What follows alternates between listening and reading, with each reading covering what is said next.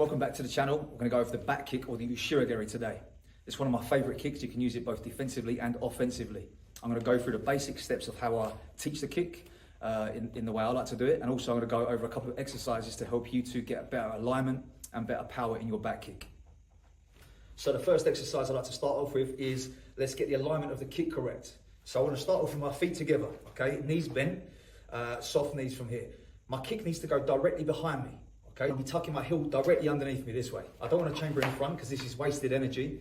You know, I'm using a different muscle set to send the kick back, so I don't need to bring my knees in front and waste any time.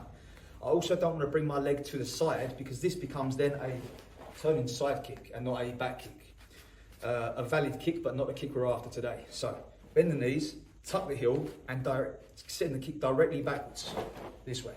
You can look over the shoulder if you like. I don't always do it. I do a bit of both sometimes. But the thing you need to be careful with, if you are going to look over the shoulder, is not let the shoulder and the body turn, and again, turn that into a side kick. So from here, just tuck the heel up and send straight to the back. Tuck the heel and send directly behind me. My contact point is the heel. Okay, so make sure my foot is pulled right up and sending the heel into the target. The next exercise then is to go for my stance. So what I want to do now is take the leg in front into sort of a smaller, well, a fighting stance or a small front stance, and then start working from here. So we're elongating that kick a little bit more, making it a bit more realistic. So again, tuck the heel off the floor, straight up. Don't drag first, okay? First thing is just tuck the heel, and send to the back. Tuck the heel and send to the back, directly behind me, this way. Straight kick directly behind. Again, watch you don't bring the knee out to the side because that's going to lose your line and turn it into a side kick.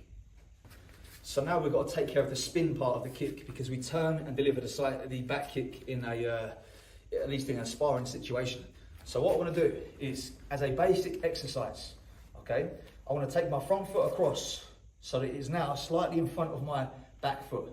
Okay, so the back foot is here, take my front foot here. So now there's a line that my back foot can go down. Really basic, I want to come here and turn my body. That is now the exercise we just done previously. I'm just sending it from that front position.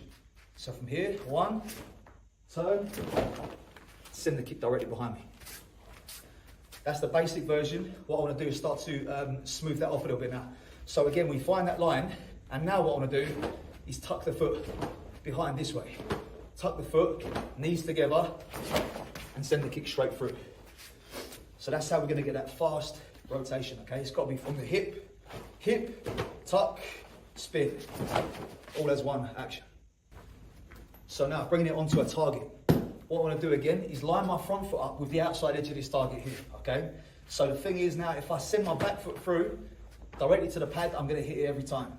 This is why I say I don't have to look always, because I'm going to spin and I know where the target is because I've set it up with my position.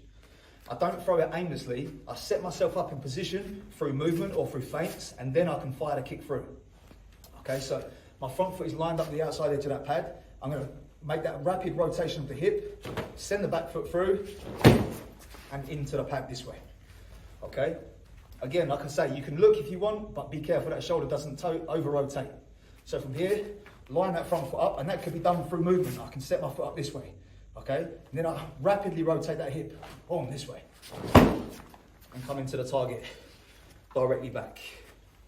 So most often I like to use this as a defensive technique. Okay, so if I'm facing my partner here, we're sparring. As he makes any movement forwards, you know, he can throw pretty much anything, a punch or a kick. He's going to start coming forwards with something, and I'll just fire that kick straight away at him. So let's come slowly. As soon as I see a movement from him, I just fire that little twitch of the hip and straight into his body. Okay. The good thing about that is that it takes my head out of danger, okay? As he sends that punch in or something, I'm slipping my head back a little and coming underneath with that back kick, okay? For me, this works a lot of the time. Yeah, I can kind of sit there, know what I'm doing, I can set my front foot up, wait for that attack to come, and as soon as I see a movement, boom, that's when I fire that kick this way. The other way is for me to use it offensively. And now what I want to do is I want to cover some distance. So from here, I might want to take a step. And that's then sending with a hand first. So I'll come in hand first, hand, and then send the kick from there. Okay, so I'm kind of chasing them back. One exercise we can do to train this motion is to come down to our hands and our feet, or our hands and our knees, and from this position here, tuck the heel and send the kick straight back. this way.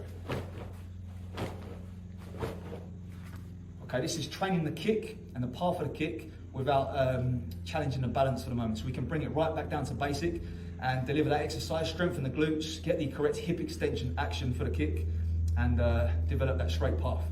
So there's a quick lesson there on Ushiro or back kick. Hopefully you found some tips there that's going to help you out in your karate. If you did enjoy it, please leave a comment. Don't forget to subscribe to the channel for more like this, and I'll see you in the next video.